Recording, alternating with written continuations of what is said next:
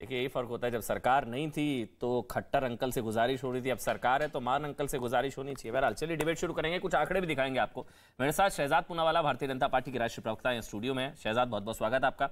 मेरे साथ जीएस वाली साहब है, पंजाब कांग्रेस के सीनियर लीडर हैं। वाली साहब बहुत बहुत स्वागत। किसान नेता पुष्पेंद्र चौधरी और संजीव झा आम आदमी पार्टी का पक्ष रखेंगे। संजीव भाई आपका भी बहुत बहुत स्वागत।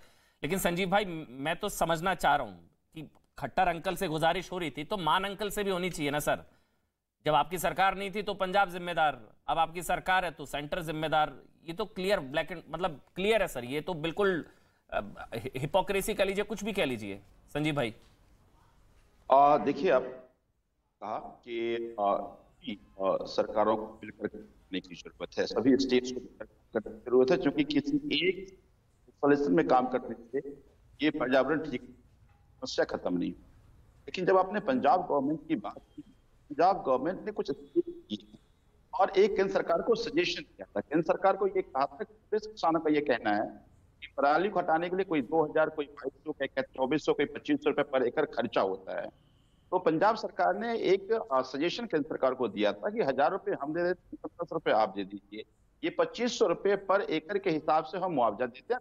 इस बात के लिए तैयार था कि हम अपनी खेत की पराली को नहीं जलाएंगे। लेकिन केंद्र सरकार ने इस बात का टर्न डाउन कर दिया, पहले तैयार नहीं था। और मजे की बात यह है कि 3 साल 4 साल पहले जाइए अगर, तो केंद्र सरकार देने के लिए तैयार था, पंजाब सरकार तैयार नहीं थी। आज पंजाब सरकार देने के लिए तैयार है तो केंद्र सरकार तैयार नहीं है। तो एक ये बड़ा कारण है कि जो कंप्लीट पराली जलाने पर बैन होना चाहिए था वो नहीं आया। लेकिन फिर भी अभी पंजाब सरकार 9 स्टेप लिया है किस तरह से पराली जलाने को कम किया जाए। उसके लिए जितने भी मशीन्स का बंटवारा जो देना है वो हमारे सब विधायक, वहाँ के स्वास्थ्य कर्मचारी, वहाँ के शिक्षा अधिकारी सबसे अवेयरनेस प्लान चलाया जा रहा है, लोगों में बांटा जा रहा है कि जो लोकल प्रतिनिधि हैं उनसे बातें की। संजीव जी खट्टर अंकल रिस्पॉन्सिबल थे, मान अंकल रिस्पॉन्सिबल है, हाँ या ना? सीधा सा सवाल। नहीं, मान अंकल रिस्पॉन्सिबल नहीं है। दोनों में फर्क ये है कि अब जो पंजाब में वर्तमान सरकार है, भगवंत मान साहब की जो सरकार है वो स्टेप ले रही है। मैंने कहा ना कि फर्क क्या है। आज जब कांग्रेस की सरकार थी तब भी 2500 रुपए पर एकड़ देने की बात हुई थी, केंद्र सरकार तैयार था लेकिन पंजाब सरकार तैयार नहीं थी। आज पंजाब सरकार, फर्क है, संजीव भाई सारे एक्सक्यूजेस अपनी जगह। सीएम कौन है? भगवंत मान उस वक्त सीएम कौन थे? खट्टर जी या जो भी पंजाब में?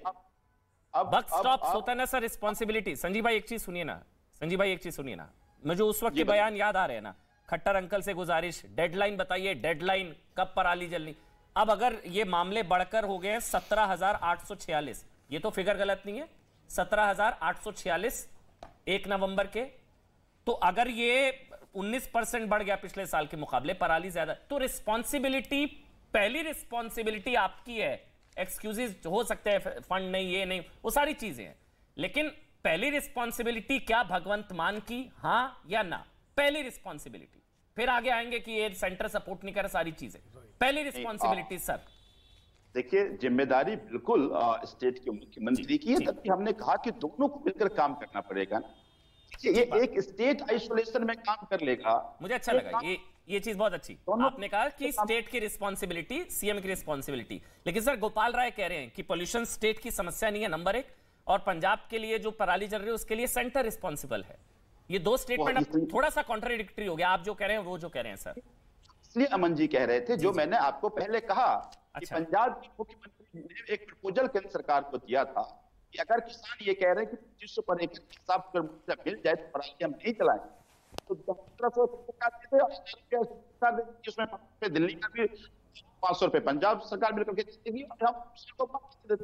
अगर केंद्र सरकार इसको मानती, आप जो ये इंक्रीमेंट बता रहे हैं ये शायद नहीं होता। हम कह रहे हैं कि केंद्र सरकार ने मिलकर काम नहीं किया, ये समस्याएं बढ़ रही है। अगर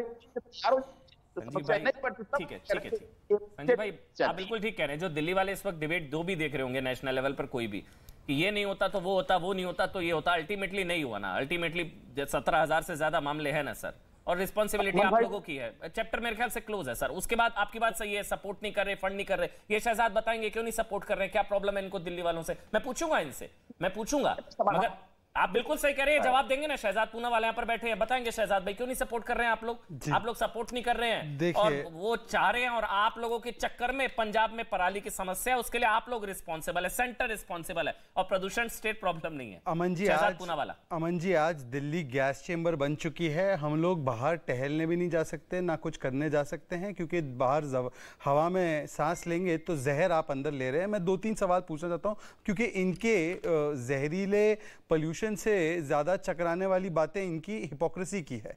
अब देखिए, एक तो कहते हैं कि ये स्टेट का प्रॉब्लम नहीं है, पोल्यूशन नेशनल प्रॉब्लम है, तो फिर दिवाली के समय पर हिंदुओं के फटाके पर ही क्यों आक्रमण किया गया? अरे भाई, ये तो नेशनल प्रॉब्लम है ना। इसका एक स्टेट में कोई कुछ हिंदू लोग अगर फटाके एक दिन पर जलाएंगे, इससे पूरे नेशनल प्रॉब्लम पे कैसे आपका असर पड़ेगा?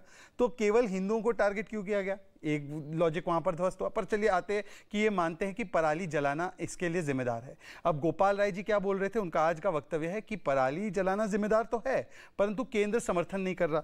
अब आप ही के समर्थन सहयोग नहीं कर रहा। आप ही के चैनल ने एक इंटरव्यू किया पंजाब के एग्रीकल्चर मिनिस्टर का, और वो कहते हैं जी पंजाब का जो पराली है उसका तो दिल्ली से कोई लेना देना ही नहीं है। अब गोपाल राय जी एक बार ना उनको एग्रीकल्चर मिनिस्टर पंजाब से फोन करके कौन सा झूठ बोलना है वो तय कर लेना चाहिए। गोपाल राय कहते हैं केंद्र समर्थन नहीं कर रहा, पंजाब की पराली यहां पर प्रदूषण कर रही है, और पंजाब के मंत्री कह रहे पराली का कोई लेना देना ही नहीं है प्रदूषण में। और फिर इन दोनों के जो मुखिया है, इन दोनों के जो सरगना है मिस्टर केजरीवाल, इन्होंने क्या कहा था सुनिए। 2018 का बयान है कि पैडी बर्निंग एकमात्र रीजन है जिसकी वजह से दिल्ली में प्रदूषण होता है। मतलब कि उन्होंने उस समय से लेकर पिछले वर्ष तक किसानों पर दोष डाला। अब मेरे कुछ स्पेसिफिक सवाल है, किसानों के लिए केंद्र ने क्या क्या किया? 2 लाख मशीनें पंजाब हरियाणा के बीच में दी गई। पता है पंजाब को कितनी मिली? 1,30,000 मशीनें। 1,20,000। हाँ, वो मशीनें कहां पर है? 2,000 करोड़ रुपए दिए गए, ज्यादा सर जो 1,300 करोड़ रुपए पंजाब को दिए गए, वो पैसा कैसे खर्च हुआ वो उसका आंकड़ा दे दीजिए।